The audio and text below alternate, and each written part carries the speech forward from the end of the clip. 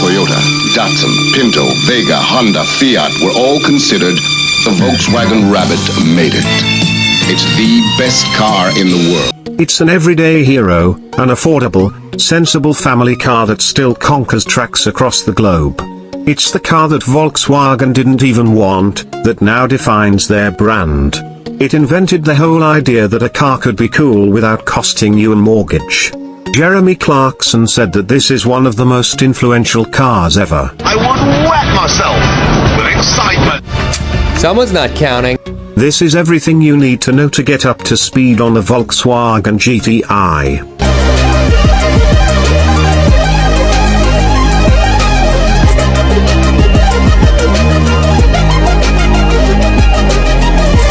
Come on.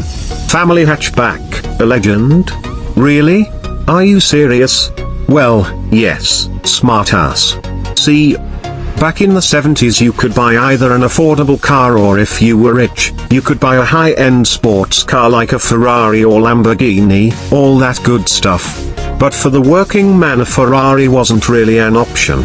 A car within reach looked something like this, a Volkswagen Beetle. Which sucks. Yeah, I know people like them, and I do too, but they suck. Sure, it's cute, cut it looks like a bug, and it's an icon, but for somebody who loved to drive, hit the open road or wind through a canyon. The Beetle. I'm trying to think of the right word here. Sucks. Volkswagen had their own problems with the Beetle, namely that by the 70s it was already 40 years old. World War II hadn't even started when the Beetle rolled off the assembly line. And here they were, still selling them. They needed a new car to replace it, something affordable, yet sexy, like me. So in 1974 they finally released the Golf. It looked good. Had a nice little efficient engine, surprisingly roomy. It was a good car.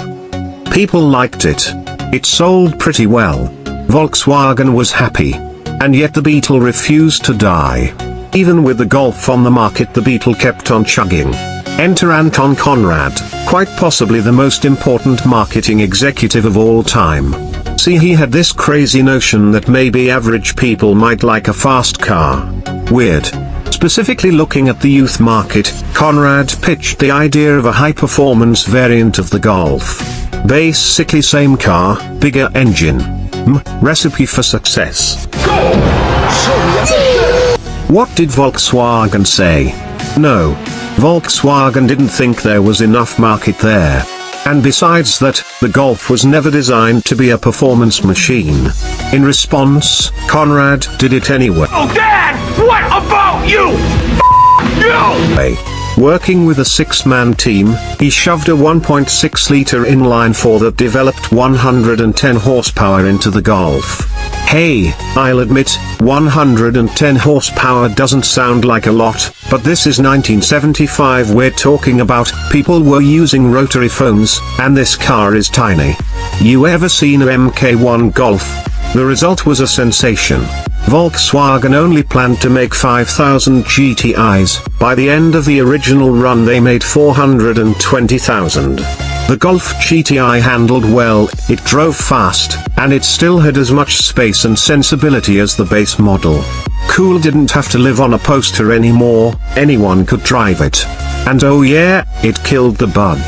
In 1979 the Beetle ceased being sold in the United States. Although we should mention this awesome 70s GTI was never sold in the US. America got a variation called the Rabbit GTI, which didn't have the European engine, which means instead of 40 more horsepower than the base model, it got one more. One horse. Sorry America. Sorry. But the little hatchback that wasn't content to just be a great car, it went on to change the entire industry, and the world. For one thing, to help produce the Golf, Volkswagen bought an old Chrysler plant in Pennsylvania. This was the first time a foreign auto manufacturer opened up operations in the US, which paved way for many others. More broadly, the GTI is the car that brought cars out of the 1970s funk. Up to its release, the energy crisis of the time and a general economic forced all vehicles to get smaller, duller, and more boring. The GTI was a shot of adrenaline in the arm of the whole industry and led to the performance car renaissance of the 1980s, right on through to today. Icons like the Skyline Get, Mazda Miata can trace their roots back to the GTI's idea of speed machine for the people. Even if you never wanted a GTI, odds are, there's a car out there that you did want that only exists today because of it. That means anytime you see a GRI on the road, you're looking at a hero. You owe your life to dental hygiene. And if you drive a GTI, you're a hero too. And it's won pretty much every award from pretty much every car magazine on the planet. Oh, and one other thing, over the years it's sold 2 million units. 1 million.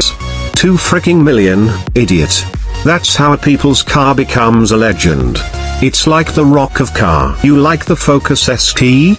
Thank the GTI. It is the tyrant of the car industry and it has been loved for generations. Just ask Jamie Orr, who is just one example of a Volkswagen GTI enthusiast. This was everything you need to know to get up to speed on the Volkswagen Golf GTI. What cars do you want to see me cover? What did I miss? What did I get wrong? How can I do it better? What do you like about it? Please subscribe, comment down below. And trivia question, MK1 GTI or MK3 GTI? But until next time.